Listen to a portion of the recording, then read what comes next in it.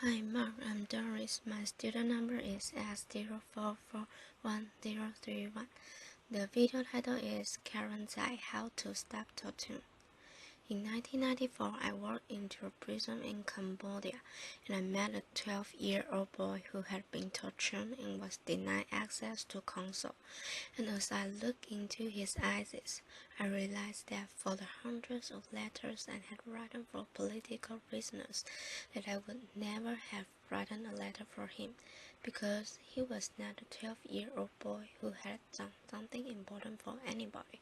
He was not a political prisoner. He was a 12-year-old boy who had stolen a bicycle. What I also realized at the point was that it was not only Cambodia, but of the 113 developing countries that torture, 93 of these countries have all passed laws that say you have a right to a lawyer and you have a right not to be tortured. And what I recognized was that there was an incredible window of opportunity for us as a world community to come together and end torture as an investigative tool. We often think of torture as being political torture, or reserved for just the worst, but in fact, 95% of torture today is not for political prisoners. It is for people who are in broken down legal systems, and unfortunately, because torture is the cheapest form of investigation, it's cheaper than having a legal system, cheaper than having a lawyer, and early access to counsel. It is what happens most of the time. I believe today that it is possible for us as a world community, if we make a decision to come together and torture as an investigative tool in our lifetime, but you will require three things. First is the training, empowerment, and connection of defenders worldwide. The second is ensuring that there is systematic early access to counsel, and the third is commitment. So in the year 2000, I began to wonder, what if we came together? Could we do something for these 93 countries? And I founded International Bridge to Justice, which has a specific mission of ending torture as an investigative tool and implementing due process rights in the 93 countries by placing trained lawyers at an early stage in police stations and in courtrooms. My first experiences, though, did come from Cambodia, and at the time I remember first coming to Cambodia, and there were, in 1994, still less than 10 attorneys in the country because the Khmer Rouge had killed them all. And even 20 years later, there was only 10 lawyers in the country, so consequently, you'd walk into a prison, and not only would you meet 12-year-old boys, you'd meet women, and you'd say, "Why are you here?" Women would say, "Well, I've been here for 10 years because my husband committed a crime, but I can't find him." So it's just a place where there was no rule of law. The first group of defenders came together, and I still remember as I was training, I said, "Okay, what do you do for an investigation?" And there was silence in the class, and finally one woman stood up, in audible name, and she said, "Crew," which means teacher. She said, "I have defended more than 100 people, and I've never had to do any investigation because they all come with confessions." And we talk about as a class the fact that number one, the confessions might not be reliable, but number two, we did not want to encourage the police to keep doing this, especially as it was now against the law. And it took a lot of courage for these defenders to decide that they would begin to stand up and support each other in implementing these rules. And I still remember the first cases where they came all 25 together. She would stand up and they were in the back and they would support her, and the judges kept saying, "No, no, no, no, we are going to do things the exact same way we've been doing them." But one day the perfect case came, and it was a woman who was a vegetable seller.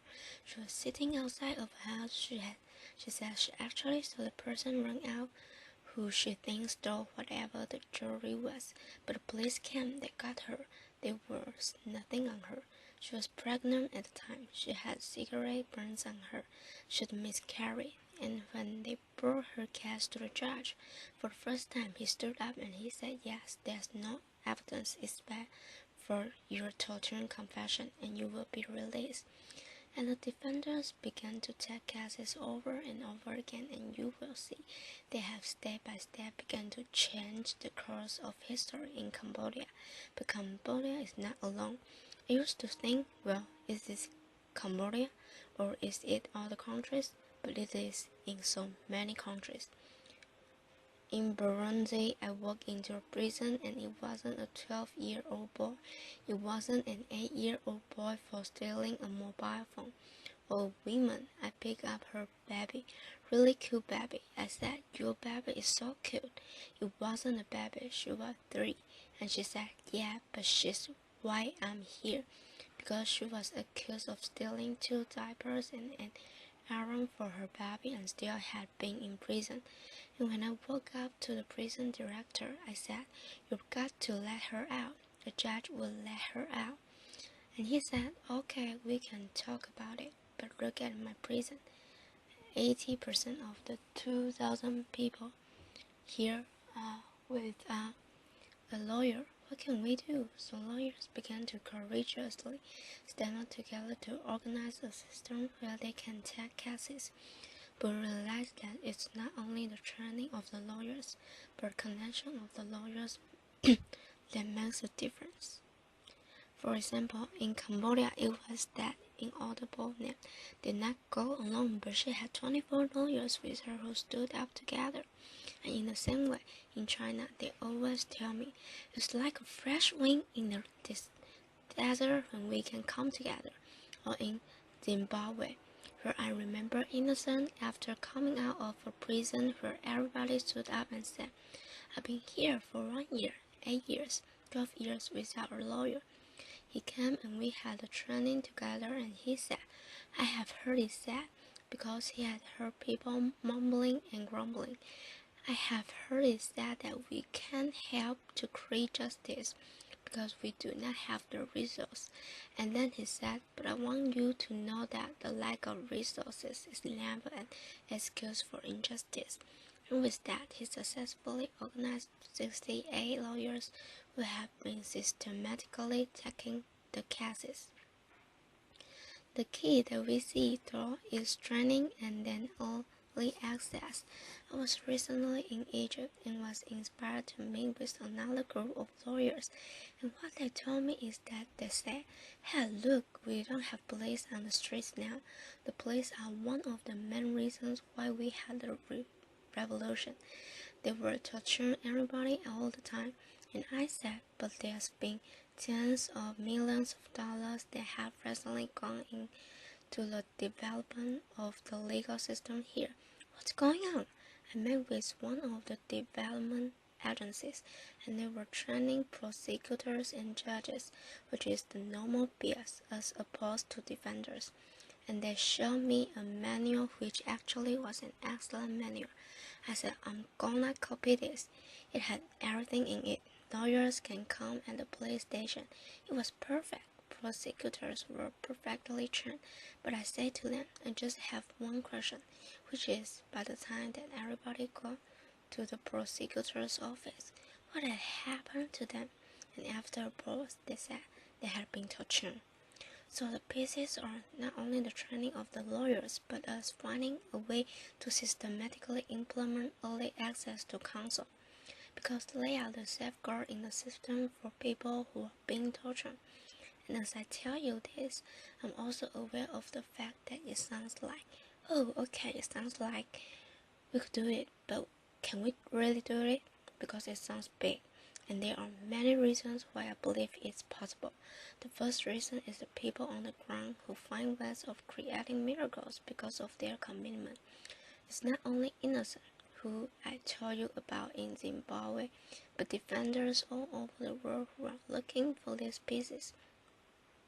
We have a program called Justice Makers, and we realize there are people that are courageous and want to do things, but how can we support it? So it's an online contest where it's only $5,000 if you come up with an innovative way of implementing justice. And there are 30 justice makers throughout the world, from Sri Lanka to Swaziland to the DRC, who with $5,000 do amazing things through SMS programs, through paralegal programs, through whatever they can do. And it's not only these justice makers, but people will courageously figure out who their networks are and how they can move it forward. So in China, for instance, great laws came out where it says police cannot torture people or they will be punished. I was sitting side by side with one of our very courageous lawyers and said, how can we get this out? How can we make sure that this is implemented? This is fantastic. And he said to me, well, do you have money? And I said, no. And he said, that's okay. We can still figure it out. And on December 4th, he organized 3,000 members of the Young Communist League from 14 of the top law schools, who organized themselves, developed posters with the new laws, and went to the police station and began what he says is a non-violent legal revolution to protect citizen rights. So I talk about the fact that we need to train and support defenders. We need to systematically implement early access to counsel. But the third and most important thing is that we make a commitment to this. And people often say to me, this is great, but it's widely idealistic, never going to happen. And the reason that I think that those words are interesting is because those were the same kinds of words that were used for people who decided they would end slavery or end apartheid. It began with a small group of people who decide they will commit. Now there's one of our favorite poems from the defender, which they share from each other is, take courage, friend, the road is often long, the path is never clear, and the stakes are very high, but deep down you're not alone. And I believe that if we can come together as a world community to support not only defenders but also everyone in the system who is working toward it, we can end torture as an investigative tool. I end always because I'm sure the questions are, and I'd be happy to talk to you at any point. But what can I really do? Well, I will say this. First of all, you know what you can do. But second of all, I will leave you with the story of Vishnu, who actually was my inspiration for starting International Bridge to Justice. Vishnu was a 4-year-old boy when I met him who was born in a Cambodian prison in Kandor province. But because he was born in a prison, everybody loved him, including the guards, so he was the only one who was allowed to come in and out of the bars. So there's bars, and by the time the visual was getting bigger, which means what gets bigger, your head gets bigger. So he would come to the first bar, the second bar, and then the third bar, and then really slowly move his head so he could fit through and come back third, second, first. And he would grab my pinky because what he wanted to do every day is he wanted to go visit. He never quite made it to all of them every day, but he wanted to visit all 156 prisoners, and I would leave him, and he would put his fingers through, or if they were dark cells, it was like iron corrugated, and he would put his fingers through. And most of the prisoners said that he was their greatest joy and their sunshine, and they looked forward to him. And I was like, here's Vishnu. He's a 4-year-old boy. He was born in a prison with almost nothing, no material goods, but he had a sense of his own heroic journey, which I believe we are all born into. He said, probably I can do everything, but I can do something, and will do the one thing that I can do. So I thank you for having the prophetic imagination to imagine the shaping of a new world with us together and invite you into this journey with us. Thank you. Applause. Thank you. Applause. Thank you. Applause.